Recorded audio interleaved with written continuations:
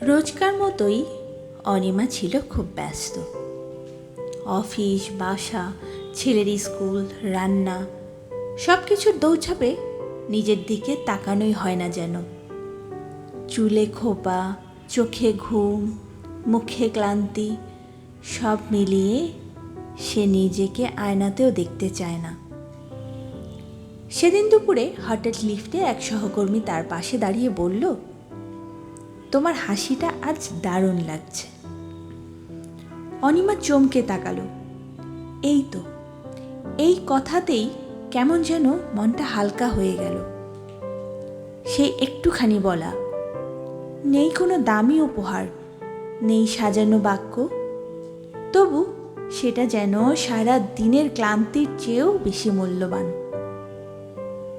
সে দিন শেষে আয়নার সামনে দাঁড়িয়ে ভাবল, আসলে মানুষ সবসময় কিছু চায় না, কখনো কখনো শুধু একটুখানি সুন্দর কথাই অনেক কিছু বদলে দেয়।